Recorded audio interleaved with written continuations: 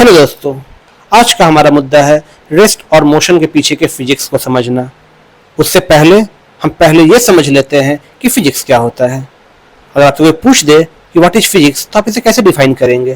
तो आप इसे डिफाइन कर सकते हैं कि physics is the branch of science that deals with the study of matter, energy and relationship between them. यानी मैटर और एनर्जी के बीच का जो तालमेल है उसको समझने में जो सब्जेक्ट हमारी मदद करता है वो फिजिक्स है। फिजिक्स को मेनली 3 हिस्सों में क्लासिफाई किया गया है, क्लासिकल, मॉडर्न और क्वांटम। हाँ, एक चीज़ मैं यहाँ पे बता देना चाहता हूँ, ये जो वीडियो होने वाला है वो क्लास 9th और क्लास 11th, यूँ तो ये फिजिक्स के हर एक बच्चे के लिए इंपॉर्टेंट है, बट अगर मैं कोर्स के हिसाब से देखूँ तो ये 9th के कोर्स और 11th के कोर्स के बहुत सारे कॉन्सेप्ट्स को कवर करता है। 9th के लगभग सारे कॉन्सेप्ट्स को कवर करता है और 11th के फंडामेंटल्स को कवर करता है, जो कि आपको 9th में पढ़ना था, क्योंकि जो हमें 9th में पढ़ना होता है वही 11th में उसके आगे की चीज़ों को पढ़ना होता है। ओके, चलिए वापस आते हैं मुद्दे पे। क्लासिकल फिजिक्स आपको माइक्रोस्कोपिक लेवल की चीज़ों को डील करने में मदद करता है। जैसे एक बॉल को छत से गिराया गया, एक ब्लॉक को स्लाइड करवाया जा रहा है, ये जो हम इन आंखों से देखते हैं वो सारी चीज़ों का जवाब आपको लगभग क्लासिकल फिजिक्स में मिल जाएगा। बट कुछ जगह ऐसी हैं जहाँ पे क्लासिकल फिजिक्स आपको जवाब नहीं दे पाएगा, जैसे फोटो इलेक्ट्रिक इफेक्ट में आपको क्लासिकल फिजिक्स से कोई खास जवाब नहीं मिल पाएगा। ब्लैक बॉडी रेडिएशन, इसमें भी क्लासिकल फिजिक्स आपकी कोई मदद नहीं कर पाएगा। बट जो यहाँ पे फिजिक्स मदद कर पाएगा वो है आपका मॉडर्न फिजिक्स। क्लासिकल फिजिक्स के फादर आप सभी जानते होंगे, सर आइजैक न्यूटन है, while Albert Einstein is the father of modern physics and Max Planck is the father of quantum physics। ठीक है, इसके टाइमलाइन को थोड़ा समझ लेते हैं फिर हम आगे जाएंगे। 1600 से 1890 तक की जो फिजिक्स था उसे हम लोग क्लासिकल फिजिक्स के अंदर रखते हैं। ठीक है, ये आपके माइक्रोस्कोपिक वर्ल्ड और लो स्पीड की चीज़ों को कवर करता है। मॉडर्न फिजिक्स जो है वो डिस्कवरी ऑफ इलेक्ट्रॉन के बाद का फिजिक्स, या यूँ कहा जाए तो इन्वेंशन ऑफ इलेक्ट्रिसिटी के बाद ज़्यादातर फिजिक्स जो आई वो मॉडर्न फिजिक्स के हिस्से में आई। ठीक है, आइंस्टाइन थ्योरी ऑफ रिलेटिविटी बहुत बड़ा कंट्रीब्यूशन था इसमें, और quantum physics, Max Planck quantum theory, Heisenberg uncertainty principle, ये सारी चीज़ आपके क्वांटम फिजिक्स के अंदर है। ठीक है, लेकिन आज का हमारा जो एरिया ऑफ इंटरेस्ट है वो क्लासिकल फिजिक्स है और उसमें भी खास करके मैकेनिक्स है। ठीक है, ओके। और यहाँ पे एक चीज़ जान लीजिए आप कि मॉडर्न फिजिक्स में हम लोग इलेक्ट्रोमैग्नेटिज्म के बारे में ज़्यादा पढ़ते हैं और क्वांटम फिजिक्स में हम लोग डुअलिटी के बारे में ज़्यादा पढ़ते हैं, जैसे लाइट वेव है या पार्टिकल है, क्योंकि कुछ चीज़ों का जवाब जो है मॉडर्न फिजिक्स भी नहीं दे पाया था। ठीक है, जैसे लाइट वेव है या पार्टिकल है। ठीक है, दूसरा आपका एटम्स के अलग अलग एनर्जी लेवल्स के बारे में, एटम्स के अंदर discrete energy levels find out किए गए, डिस्कवरी किया गया, उसका भी जवाब मॉडर्न फिजिक्स नहीं दे पाया, तो वहाँ पे हमें क्वांटम फिजिक्स का हेल्प लेना पड़ता है। चलिए अब आते हैं वापस मुद्दे पे। मैकेनिक्स में हम लोग मोशन के बारे में पढ़ते हैं, तो बॉडी का स्टेट या तो स्टैटिक होगा या तो काइनेटिक होगा, मतलब कि बॉडी या तो रेस्ट में होगा, रेस्ट वाले हिस्से को हम लोग स्टैटिक्स में रखते हैं और मोशन वाले हिस्से को हम काइनेटिक्स में रखते हैं।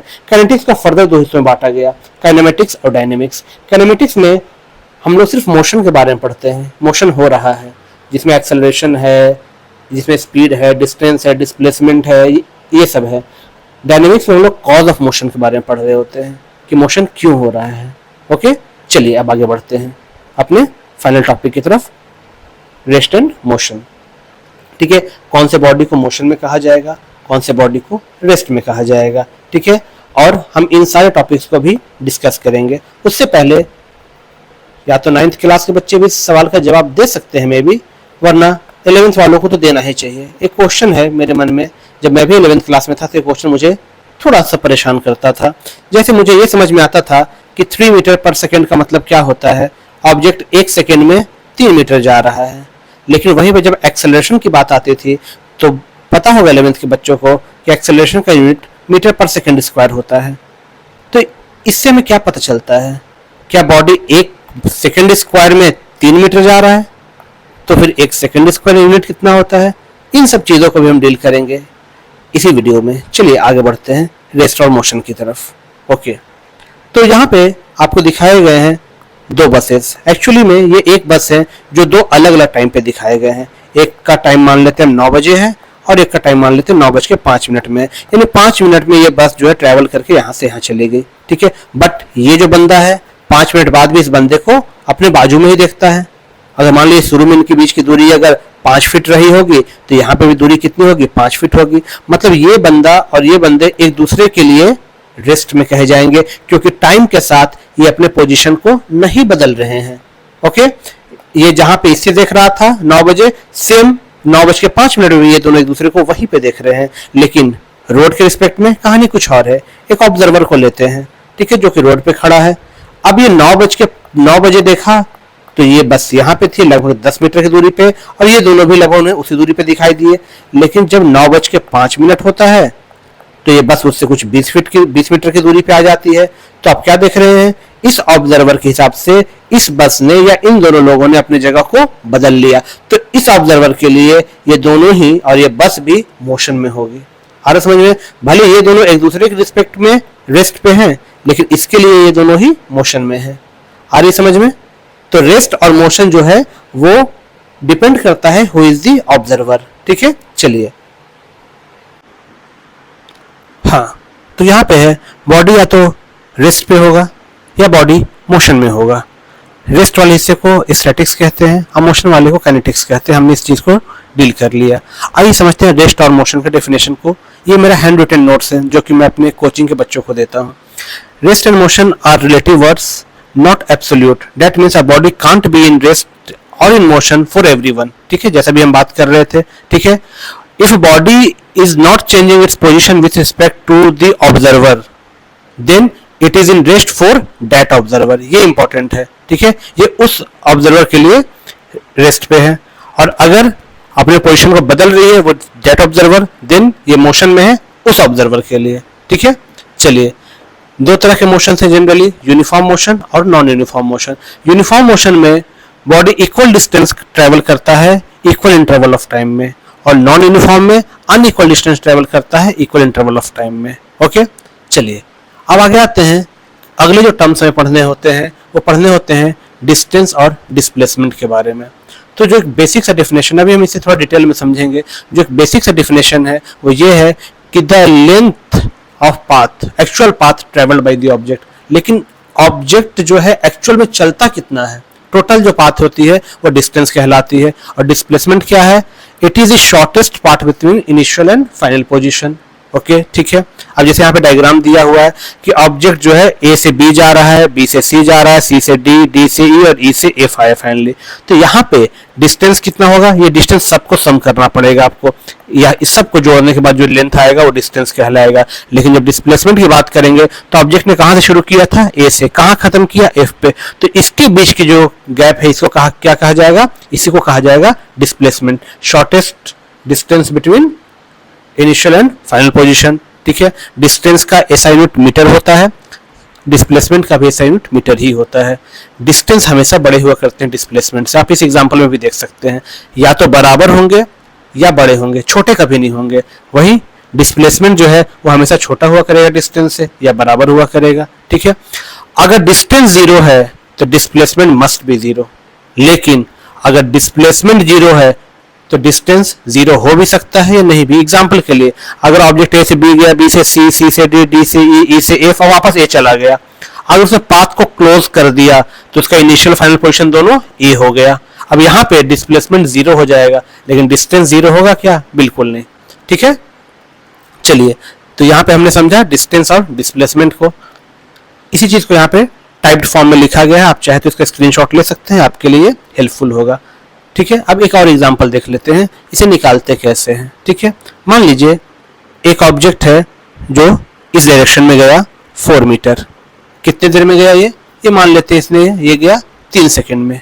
ओके, उसके बाद ये 90 डिग्री पर टर्न कर जाता है और इधर जाता है वो 3 मीटर। कितने देर में? ये जाता है मान लो 2 सेकंड में। तो यहाँ पे मैं इसको नाम दे देता हूँ ए, बी और सी। अब यहाँ पे बात किया जाए डिस्टेंस की, तो डिस्टेंस कितना होगा? तो ये डिस्टेंस होगा आपका A B plus B C. मतलब डिस्टेंस आपका कितना हो जाएगा? डिस्टेंस आपका हो जाएगा 4 plus 3 is equal to 7 metre. लेकिन वही जब बात की जाए डिस्प्लेसमेंट की, तो डिस्प्लेसमेंट कितना होगा? डिस्प्लेसमेंट आपका ए सी के बराबर होगा। ये है आपका shortest distance between A and C. तो डिस्प्लेसमेंट कितना हो जाएगा? ये हो जाएगा आपका AC के बराबर, और ये आपको निकालना पड़ेगा पाइथागोरस थ्योरम से, क्योंकि मैंने जानबूझकर 90 डिग्री का एंगल लिया था ताकि हम पाइथागोरस थ्योरम अप्लाई कर सके। 4 का स्क्वायर प्लस 3 का स्क्वायर, तो ये हो जाएगा 16 plus 9 is equal to 25 under root, ये हो जाएगा 5 मीटर। तो आपने क्या देखा, डिस्टेंस कितना आया, डिस्टेंस आपका आया यहाँ पे 7 मीटर और डिस्प्लेसमेंट कितना आया 5 मीटर। ओके, ये फर्क होता है डिस्टेंस और डिस्प्लेसमेंट में। अब आते हैं स्पीड और वेलोसिटी के बारे में। ठीक है, जैसे कि आप यहाँ देख सकते हैं कि स्पीड क्या है, स्पीड जो है वो rate of change of distance है, लेकिन वही वेलोसिटी क्या है, rate of change of displacement है। यानी अगर इसकी हम डेफिनेशंस और थोड़े कॉन्सेप्ट में जाए तो time rate of change of distance is called speed और time rate of change of displacement is called velocity. ठीक है, इसका ऐसा यूनिट मीटर पर सेकंड है, इसका भी मीटर पर सेकंड ही है। ठीक है, speed can only be zero और पॉजिटिव, ये इंपॉर्टेंट है और ये चीज डिस्प्लेसमेंट के लिए भी है। ठीक है, डिस्टेंस भी सिर्फ जीरो और पॉजिटिव हो सकता है, डिस्टेंस कभी निगेटिव नहीं हो सकता है। इसी कारण से speed can only be zero और negative, but velocity can be positive, negative और जीरो। ठीक है, अब हम समझेंगे कि निगेटिव कब होगा। ओके, ठीक है, स्पीड एक स्केलर क्वांटिटी है, जैसे डिस्टेंस भी एक स्केलर क्वांटिटी है, वेलोसिटी एक वेक्टर क्वांटिटी है। ठीक है, स्पीड हमेशा बड़ा होगा या बराबर होगा वेलोसिटी के, वेलोसिटी हमेशा बड़ा होगा या छोटा होगा स्पीड के। ठीक है, if speed is zero then velocity must be zero, if velocity is zero then speed may और मे नॉट बी जीरो। ठीक है, अब इस चीज को हम थोड़े ध्यान से समझते हैं, वापस से आते हैं स्लाइड में। ठीक है, तो अगर हम यहाँ पे बात की जाए तो यहाँ पे हमारा स्पीड कितना होगा, मैं यहाँ पे लिख रहा हूँ, स्पीड हो जाएगा आपका distance upon time, distance upon time. तो स्पीड हो जाएगा आपका 7 और टाइम हो जाएगा आपका 3 सेकेंड प्लस 2 सेकेंड 5 सेकेंड, तो हो जाएगा 1.4 मीटर पर सेकेंड। ठीक है, इस तरीके से आप स्पीड निकाल सकते हैं। और जब आती है बात वेलोसिटी निकालने की तो कितनी हो जाएगी, ये हो जाएगी आपका डिस्प्लेसमेंट अपॉन टाइम। डिस्प्लेसमेंट कितना है आपका, डिस्प्लेसमेंट है आपका 5 मीटर और टाइम है आपका 5 सेकेंड, तो हो जाएगा 1 मीटर पर सेकेंड। आपने क्या देखा, आपने देखा स्पीड ज़्यादा बड़ा आया और डिस्प्लेसमेंट छोटा आया, सॉरी वेलोसिटी छोटा आया। ठीक है, मैग्नीट्यूड में ये हमेशा कम हुआ करते हैं। अच्छा, एक स्पेसिफिक केस देखते हैं थोड़ा सा और हम, एक ऐसा कंडीशन जहाँ पे डिस्टेंस तो हो लेकिन डिस्प्लेसमेंट ना हो। एक हॉल का एक अच्छा सा एग्जांपल लेते हैं। ठीक है, ये एक हॉल है। ओके, अब ये इसमें एक ही दरवाज़ा है। ठीक है, इसको थोड़ा सा और छोटा कर लेते हैं। ओके, इसमें अब एक ही दरवाज़ा है अंदर जाने का। अब एक प्रोफेसर हैं जो अंदर जाते हैं और अंदर एग्ज़ाम चल रहा है, ये सब बच्चे बैठे हुए हैं यहाँ पे। ठीक है, अब हॉल की जो विड्थ है वो मान लेते हैं 5 मीटर की है और लेंथ जो है वो 10 मीटर की है। एग्जामिनर जो है वो हॉल में 10 चक्कर लगाते हैं। ठीक है, कितने देर में, मान लेते हैं 20 मिनट्स में। ठीक है, वो 10 चक्कर लगाते हैं या 30 मिनट से मान लेते हैं, शायद आंसर डेसिमल में ना आए। ठीक है, तो अब इस कंडीशन में क्या क्या क्वेश्चन हो सकता है, इसमें क्वेश्चन हो सकता है कि डिस्टेंस कितना होगा। चलो देखते हैं डिस्टेंस कितना होगा। तो भाई 10 चक्कर लगाया, 10 राउंड लगाए हैं इन्होंने। ठीक है, 10 राउंड से तो डिस्टेंस कितना हो जाएगा, तो 1 राउंड में कितना होगा डिस्टेंस इन 1 राउंड, 1 राउंड कितना हो जाएगा, तो 2 into L plus B 10 plus 15 यानी कि 30 मीटर। एक राउंड में 30 मीटर, तो जाहिर सी बात है 10 राउंड में हो जाएगा आपका 300 मीटर। Okay, good. अब आते हैं बात यहाँ पे स्पीड की। स्पीड कितना होगा, तो स्पीड होगा भाई डिस्टेंस अपॉन टाइम, जैसे हम लोग अभी तक निकालते हैं। डिस्टेंस कितना है आपका 300 मीटर और टाइम को आपको सेकंड में चेंज करना पड़ेगा, तो 30 मिनट को आपने सेकंड में चेंज कर लिया, तो ये हो गया 5 और ये हो गया आपका 6, यानी 1/6 मीटर पर सेकेंड यहाँ पे आपका स्पीड हो गया। अब बात करते हैं डिस्प्लेसमेंट कितना हुआ, तो आप नोटिस करेंगे कि प्रोफेसर जिस गेट से एंट्री करते हैं वो फाइनली 10 राउंड लगा के उसी गेट से बाहर चले जाते हैं, यानी जो इनका इनिशियल पोजीशन था वही इनका फाइनल पोजीशन था। तो इस कंडीशन में आपका जो डिस्प्लेसमेंट होगा, डिस्प्लेसमेंट वो 0 हो जाएगा। और जैसे डिस्प्लेसमेंट 0 होगा, वेलोसिटी आपका होता है डिस्प्लेसमेंट अपॉन टाइम, तो 0 अपॉन एनीथिंग इज 0। तो आप ये देख सकते हैं जहां पे डिस्टेंस है, स्पीड है, लेकिन डिस्प्लेसमेंट और वेलोसिटी नहीं है। क्या ऐसा कुछ पॉसिबल है कि डिस्प्लेसमेंट हो और वेलोसिटी ना हो? तो ऐसा पॉसिबल नहीं है। ओके, ठीक है, अब आगे बढ़ते हैं। और कोई टॉपिक्स थे इसमें जो कि हमें डिस्कस करने थे? हाँ, पॉजिटिव, नेगेटिव और जीरो। ठीक है, अब हम समझते हैं इसको। वापस मैं इसको इरेज कर रहा हूँ, अगर आपको चाहे तो आप स्क्रीनशॉट ले सकते हैं।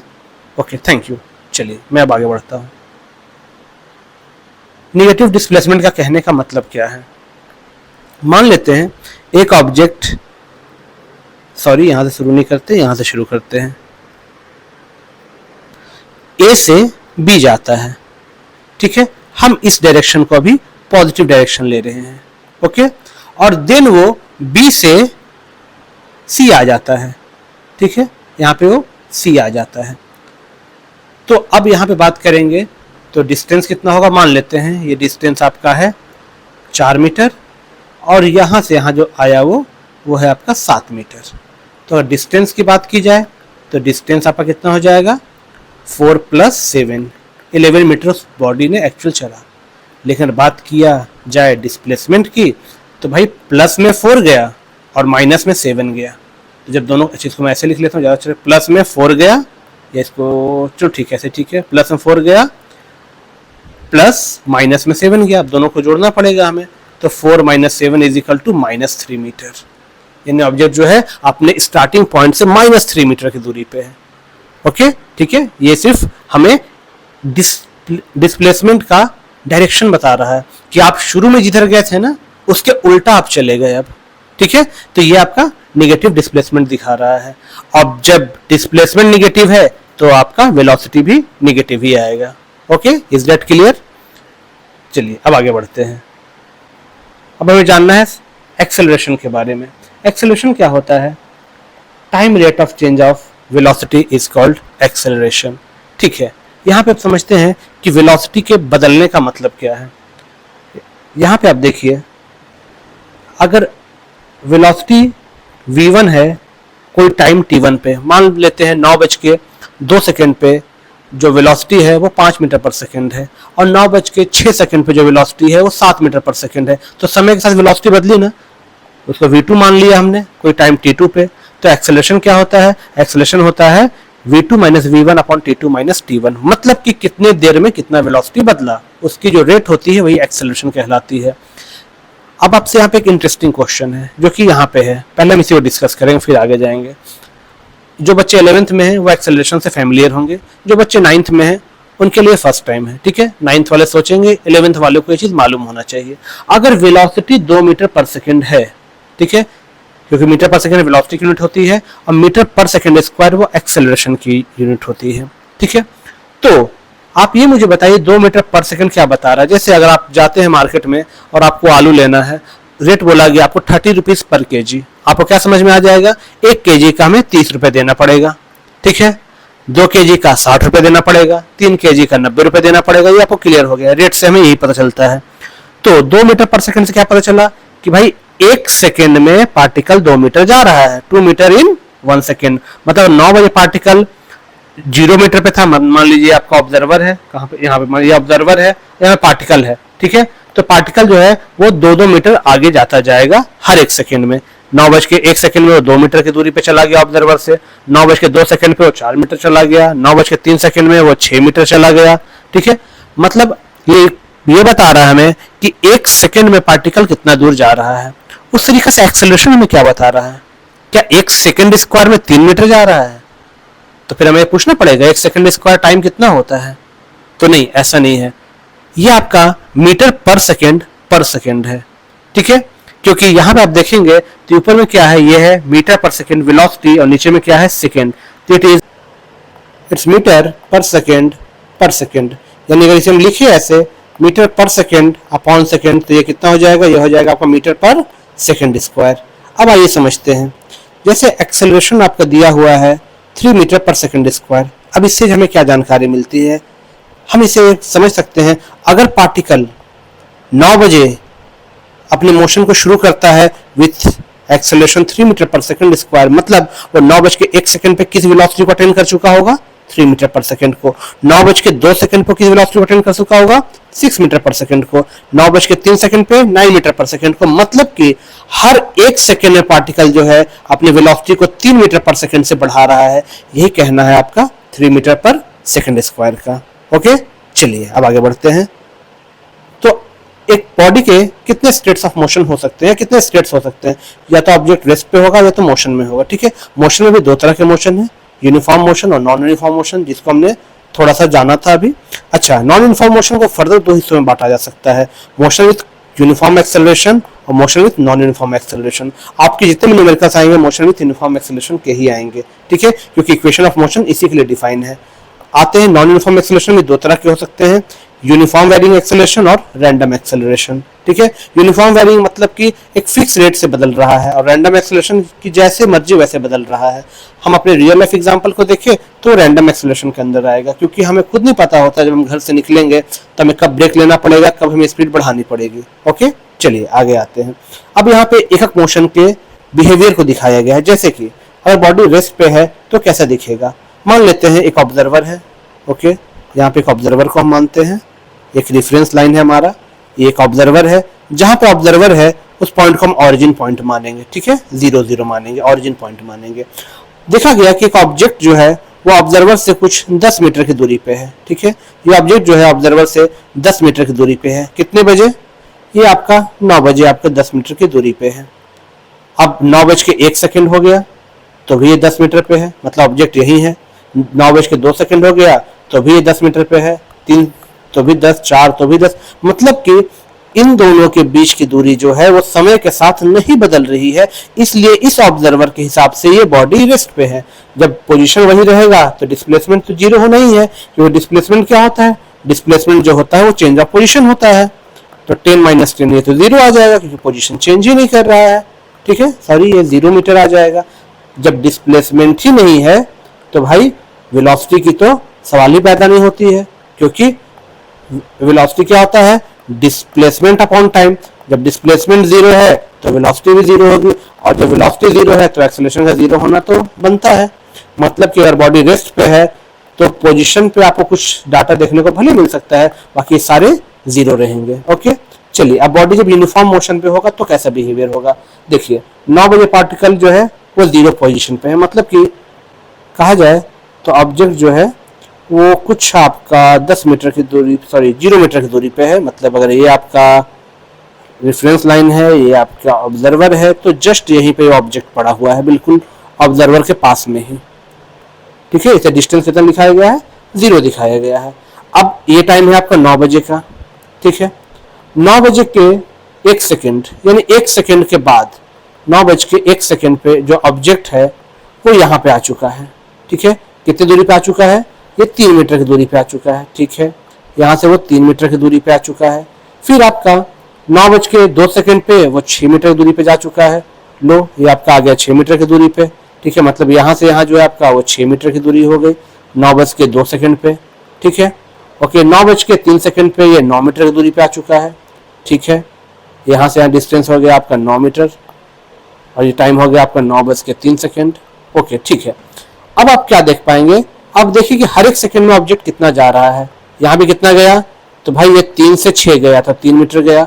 फिर यहाँ पे कितना गया? फिर ये 6 से 9 गया, वापस से 3 मीटर गया।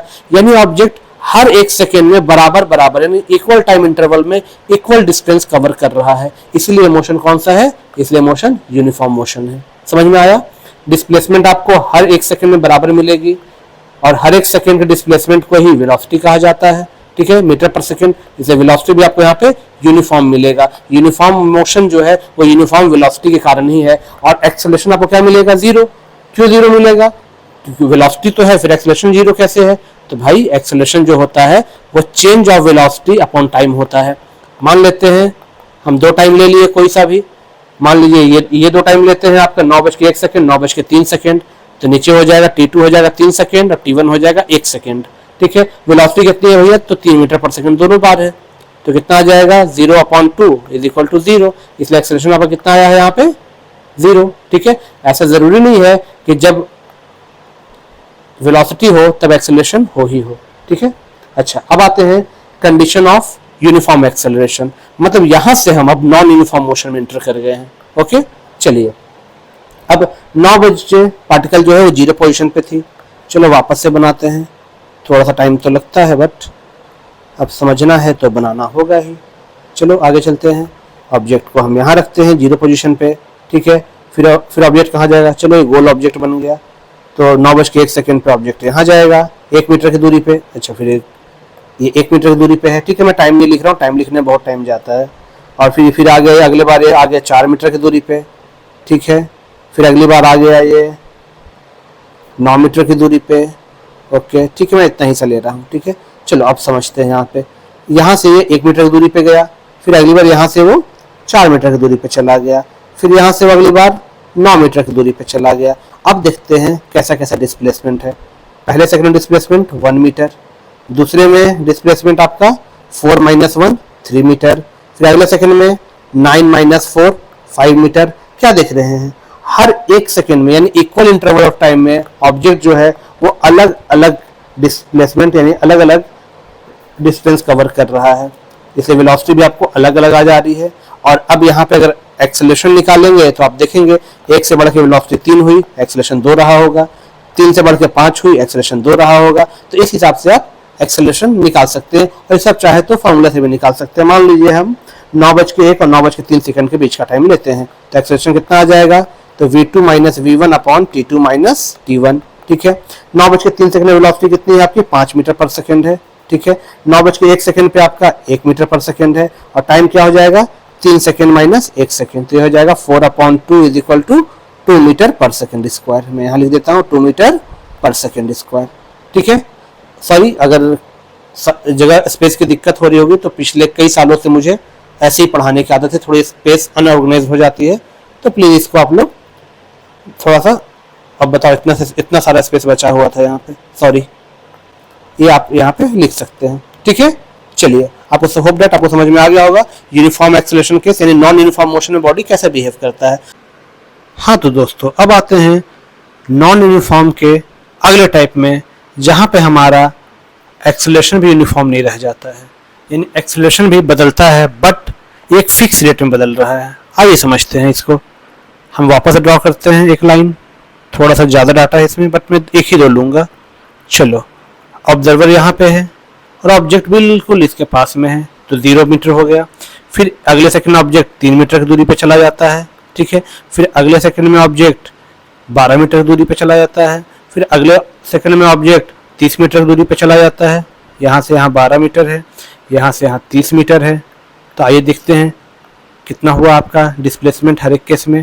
तो यहाँ हो जाएगा आपका 12 में से 3 गया 9 मीटर, यहाँ गया 18 में से 12 गया आपका 30 में से 12 गया 18 मीटर। तो यहाँ पे आप देखेंगे तो आपका डिस्प्लेसमेंट कितना आ रहा है, डिस्प्लेसमेंट आपका आ रहा है, सॉरी, हाँ, यहाँ पे 3 मीटर है, मैं जूम कर लेता हूँ, ठीक है। यहाँ पे 9 मीटर है, यहाँ पे 18 मीटर है, यहाँ पे 30 मीटर है, ठीक है। तो जिस हिसाब से डिस्प्लेसमेंट्स है वेलोसिटी भी उसी हिसाब से होंगी, बिकॉज डिस्प्लेसमेंट पर सेकंड और ये 1 सेकंड का ही डिस्प्लेसमेंट है। अब समझते हैं यहाँ पे एक्सेलरेशन को, जो यहाँ पे मेन समझना था हमको। अब देखिए आप यहाँ पे एक्सेलरेशन जो है पहले कितना था, वेलोसिटी 0 था, 0 से बढ़ कहाँ गया 3, तो कितना आया एक्सेलरेशन 3 मीटर पर सेकंड स्क्वायर। मैं बीच का कोई रैंडम टाइम लेता हूँ, आपको एक्सेलरेशन निकालना सिखाता हूँ, खास करके 9th क्लास के बच्चों के लिए इंपॉर्टेंट है। अगर आपसे पूछेगा कि भाई आप एक्सेलरेशन निकालो 3 सेकंड और 2 सेकंड के बीच का, ठीक है। यहाँ पे देखिए अगर आप अलग टाइम इंटरवल लेंगे तो अलग अलग आएगा एक्सेलरेशन, क्योंकि यहाँ पे एक्सेलरेशन वेरी कर रहा है, ठीक है। मैं 3 सेकंड और 2 सेकंड के बीच में ले रहा हूँ, तो एक्सेलरेशन कैसे निकालेंगे, तो भाई 3 सेकंड पे वेलोसिटी कितनी थी, वो थी 18 मीटर पर सेकंड, और 2 सेकंड में वेलोसिटी कितनी थी, वो थी 9 मीटर पर सेकंड अपॉन 3 - 2, ठीक है। क्योंकि एक्सेलरेशन क्या होता है आपका v2 - v1 upon t2 - t1, okay, clear है। चलिए, तो कितना आ जाएगा आपका 9/1 = 9 मीटर पर सेकंड स्क्वायर। तो देखिए यहाँ पे आपका एक्सेलरेशन कितना आया है 9 मीटर पर सेकंड स्क्वायर। अब यहाँ पे 3 से बढ़ के वेलोसिटी 9 हुआ, मतलब एक्सेलरेशन कितना था 6। अब 9 से बढ़ के वेलोसिटी हो गई 18, तो एक्सेलरेशन कितना आएगा 9 मीटर पर सेकंड स्क्वायर। 18 से बढ़ के वेलोसिटी हुआ 30, अब कितना आएगा 12 मीटर पर सेकंड स्क्वायर। क्लियर है। चलिए, हर एक सेकंड में वेलोसिटी कितना बदल रहा है वही आपको एक्सेलरेशन बताता है, ठीक है। यहाँ 1 सेकंड में 12 बदल गया तो 12 आ गया आपका एक्सेलरेशन। अब रैंडम एक्सेलरेशन, रैंडम ये होता है कि पार्टिकल कैसे भी जा रहा है, कोई ठिकाना नहीं है पार्टिकल का, पार्टिकल किधर जाएगा कैसे जाएगा। आप इसे स्क्रीनशॉट लेना चाहे तो ले सकते हैं, मैं इसे रब कर रहा हूँ, ठीक है। चलिए मैं एक रैंडम सा एक बनाऊंगा इसमें। देखिए यहाँ पे क्या है, पार्टिकल पहले 2 मीटर आगे जाता है, ठीक है, एक सेकेंड, हाँ 2 मीटर पार्टिकल मान लो आगे जाता है। फिर क्या होता है, फिर 2 मीटर, फिर 5 मीटर जाता है, ओके ठीक है, 2 से फिर 5 चला गया, ये 2 मीटर था, ये आपका 5 मीटर है। फिर आपका 8 मीटर गया, ठीक है, फिर क्या हुआ, 8 से लौट के फिर 6 पे आ गया।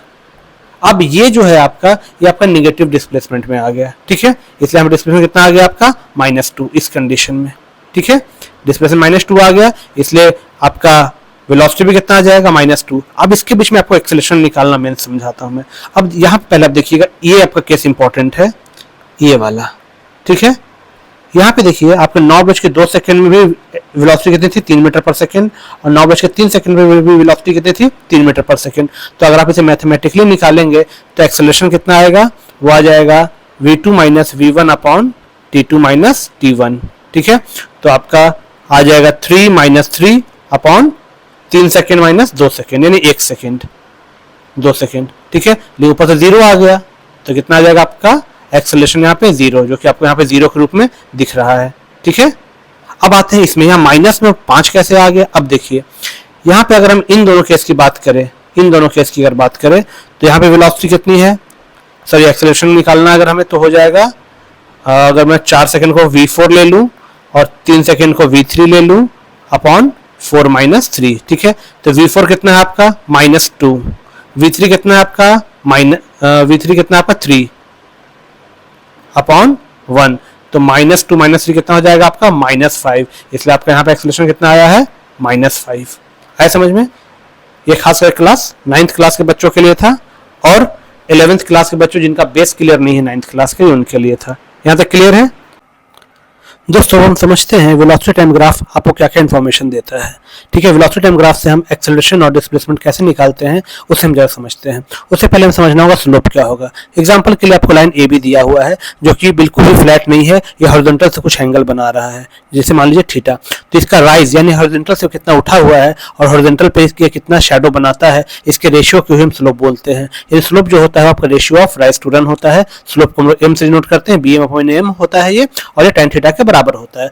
आगे चलते हैं, एक वेलोसिटी टाइम ग्राफ आपको यहाँ पे दिखाया हुआ है, जिसमें इनिशियल वेलोसिटी u माना गया है और t टाइम पे वेलोसिटी v माना गया है। अगर हम इसके स्लोप की बात करेंगे तो यह होगा आपका bm/am। तो bm क्या होगा, bm आपका v - u होगा, क्योंकि यहाँ से यहाँ v है और यहाँ से यहाँ u है, तो ये डिस्टेंस आपका हो जाएगा v - u। और am क्या होगा, am वही होगा जो यहाँ से यहाँ की लेंथ यानी कि t होगा, ठीक है। मतलब स्लोप आपका होगा v - u upon t। But v - u upon t क्या होता है, एक्सेलरेशन होता है, change of velocity upon time. मतलब कि स्लोप ऑफ vt ग्राफ आपको क्या देता है, एक्सेलरेशन देता है। चलिए एक दूसरा एग्जांपल लेते हैं, जिसमें हमने वेलोसिटी को कांस्टेंट माना है, ताकि इसे हम एरिया अंडर आसानी से दिखा सके। तो ये जो वेलोसिटी v है आपका, जो कि कंटिन्यूअस, जो कि टाइम के साथ नहीं बदल रहा है, इसके अंदर का जो एरिया है वो आपको क्या देगा।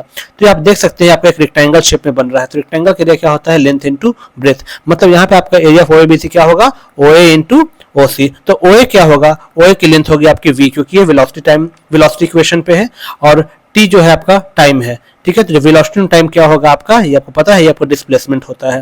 और आप चाहे तो उसको यूनिट से वेरीफाई भी कर सकते हैं कि वेलोसिटी आपका मीटर पर सेकंड में, टाइम जो आपका सेकंड में। तो कट के क्या बोलता है, मीटर। तो मीटर क्या होता है आपका, मीटर आपका डिस्प्लेसमेंट होता है। मतलब कि एरिया अंडर वीटी ग्राफ आपको डिस्प्लेसमेंट देता है। तो बढ़ते हैं अपने लास्ट टॉपिक की तरफ, वो है आपका इक्वेशन ऑफ मोशन। आइए समझते हैं इक्वेशन ऑफ मोशन होता क्या है। तो इक्वेशन ऑफ मोशन एक मैथमेटिकल फार्मूला है, जो कि हमें डिस्प्लेसमेंट, वेलोसिटी, एक्सेलरेशन और टाइम को रिलेट करने में हेल्प करता है, ठीक है। ये आपके 3 इक्वेशन ऑफ मोशन आपके सामने हैं। पहले वाले को वेलोसिटी टाइम इक्वेशन कहते हैं, दूसरे वाले को डिस्प्लेसमेंट टाइम इक्वेशन कहते हैं, और तीसरे वाले को वेलोसिटी डिस्प्लेसमेंट इक्वेशन कहते हैं, ठीक है। यहाँ पे जो टर्मिनोलॉजी यूज हुई है वो समझ लेते हैं। यहाँ पे आपको u देखने को मिल रहा है, u क्या है, इनिशियल वेलोसिटी है, v जो है आपका फाइनल वेलोसिटी है, a जो है एक्सेलरेशन है, t जो है आपका टाइम है, और s जो है वो डिस्प्लेसमेंट है। अब बच्चों को कंफ्यूजन होगा कि u और v में से हम पहचाने कैसे कौन सा इनिशियल है कौन सा फाइनल है।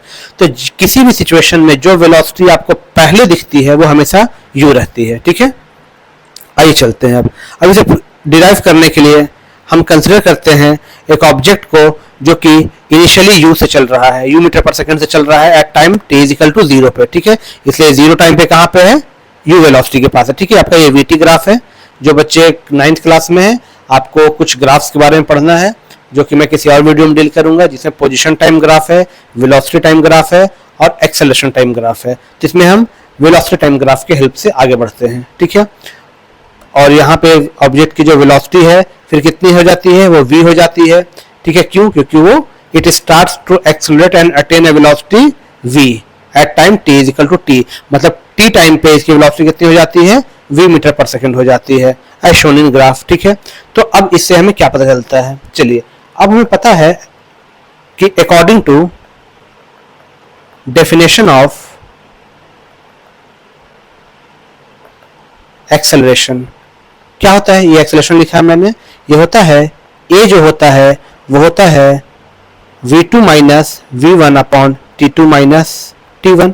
ये हम अभी तक यूज करते आ रहे थे कंटिन्यू। ठीक है, चलिए इसी के हेल्प से मैं डिराइव करते हैं इसको। तो a कितना हो जाएगा, v2 यहाँ फाइनल वेलोसिटी कितनी है, v है, इनिशियल वेलोसिटी कितनी है, u है, और t2 कितना है, फाइनल टाइम कितना है, t है, और इनिशियल टाइम कितना है, 0 है। तो क्या आएगा आपका a is equal to v minus U upon T. तो ये t आपके a से मल्टीप्लाई हो जाएंगे, तो आ जाएगा v माइनस यू, तो v कितना आ जाएगा, A T plus U is equal to v। तो फाइनली v आपको क्या आएगा, v is equal to U plus A T. ये आपका पहला इक्वेशन ऑफ मोशन है जो कि आपने डिराइव कर लिया। ठीक है, मैं पूरा फुल स्क्रीन दिखाता हूं ताकि आप स्क्रीनशॉट ले लें, आपको फ्यूचर में हेल्प करेगा। ओके, तो चलते हैं अपने दूसरे इक्वेशन ऑफ मोशन की तरफ, जो कि आपका डिस्प्लेसमेंट टाइम इक्वेशन, यानी S is equal to U T plus half A T square, इसे हम लोग डिराइव करेंगे। ठीक है, जो बच्चे ग्राफ को पहली बार जान रहे हैं वो एक चीज को जान लेंगे कि area under VT graph gives displacement, ये चीज को याद रखेंगे। ठीक है, मतलब यहां पे हम ले सकते हैं, इस को मान सकते हैं area of trapezium O A B C O. ठीक है, एरिया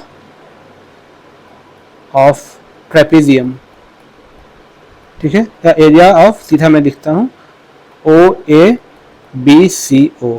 ठीक है, तो ओ ए बी सी ओ का जो एरिया होगा वो कितना होगा, वो आपका हो जाएगा, देखेंगे एस जो होगा वो होगा एरिया ऑफ ट्रायंगल, या पहले area of rectangle O A M C plus area of triangle A M B. ठीक है, हम इन दोनों एरिया को जोड़ देंगे तो टोटल एरिया हमें मिल जाएगा, जैसे कि आपको यहाँ पे दिख रहा होगा। तो एस कितना हो जाएगा, रेक्टेंगल ओ ए एम सी का एरिया क्या हो जाएगा, तो हो जाएगा O A into O C, length into breadth, plus area of A B C का क्या हो जाएगा, half into base into height होता है, तो half into A M into B M होगा, बेस इंटू हाइट। चलिए, तो एस, अब यहाँ पे ओ ए कितना है, ओ ए आपका यू है। ठीक है, क्योंकि ओ से ए ही आपको यू दिखा रहा है यहाँ पे। ठीक है, और ओ सी कितना है, ओ सी आपका टी हो जाएगा। ठीक है, प्लस हाफ, क्योंकि ओ सी का ही लेंथ यहाँ से यहाँ तक आपका टी है, जो कि आप यहाँ पे कोऑर्डिनेट में दिखाते हैं। ठीक है, ए एम कितना है, तो जो ओ सी होगा वही ए एम होगा।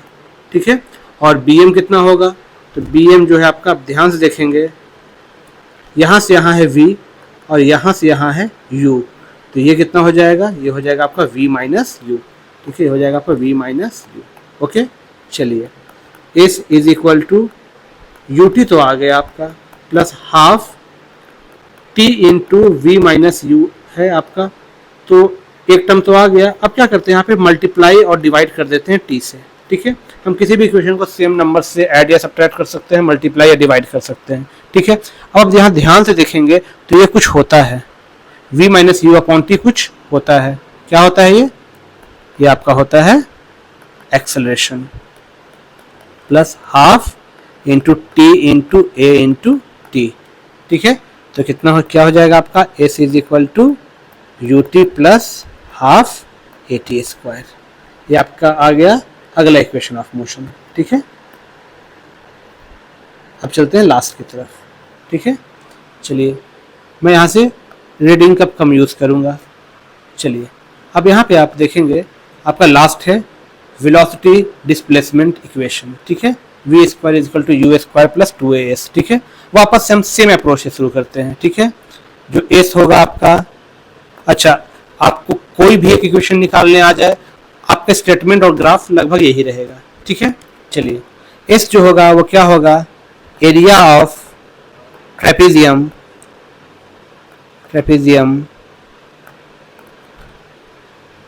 ओ ए बी सी, सॉरी यहाँ पे ए पॉइंट लिखना मैं शायद रह गया था, ए पॉइंट को मैं लिख देता हूँ, ओ ए बी सी। ठीक है, तो कितना हो जाएगा, एरिया ऑफ ट्रेपेजियम जो होता है, जिन्हें नहीं पता है बता देता हूँ, एरिया ऑफ ट्रेपेजियम जो होता है वो होता है 1/2 into sum of parallel sides into height. ठीक है, तो यहाँ पे एस कितना हो जाएगा, एस हो जाएगा 1/2 into sum of parallel sides बोले तो ओ ए प्लस बी सी, और हाइट आपका हो जाएगा ओ सी। ठीक है, तो एस कितना आ जाएगा, एस आ जाएगा 1/2 इंटू ओ ए क्या है आपका, ओ से आपका यू है, और बी सी क्या है आपका, वो वी है, और इंटू ओ सी क्या है, वो टी है। चलिए 2 को इधर मल्टीप्लाई कर देते हैं तो ये हो जाएगा 2s। अब क्या करते हैं हम लोग, टी को पहले लिख देते हैं यहाँ पे, और इसको लिख देते हैं v प्लस यू। ठीक है, और इसको मल्टीप्लाई करते हैं v माइनस यू से, और डिवाइड भी करते हैं v माइनस यू से। क्लियर है, तो क्या हो जाएगा, अब ये जो v माइनस यू नीचे में है, ये वाला जो v माइनस यू है आपका, इसको हम यहाँ लेके आ जाते हैं। क्लियर है, ठीक है, तो 2s into V minus you. ठीक है, और ये जो आपका t है, इस t को हम नीचे लेके आ जाते हैं, तो कितना हो जाएगा, अपॉन में t, तो यहाँ पे क्या आ जाएगा आपका a plus B into A minus B, क्या हो जाएगा a square minus B square. ठीक है, अब हमें फिर से पता है 2s into V minus U upon T क्या आ जाएगा, a V square minus U square. आप यहाँ रीजन लिख सकते हैं, since v minus U upon T जो होता है वो a होता है। ठीक है, तो आपका क्या आ गया फाइनली, ये यू स्क्वायर इधर आके ऐड हो जाएगा, 2as plus u square is equal to v square. तो फाइनल आपका क्या आ गया, v square is equal to you square plus 2as। तो जैसा कि आपने देखा फ्रेंड्स, अब इस एक वीडियो में हमने कितने सारे चीज़ों को कवर किया। अब आप चाहे तो इस वीडियो के अलग अलग हिस्से के स्क्रीनशॉट्स लेके रख सकते हैं, जो कि आपको नोट्स बनाने में काफ़ी हेल्पफुल होगा, और कमेंट करके बताएं कि नेक्स्ट वीडियो आपको किस टॉपिक पे रहे चाहिए। ओके।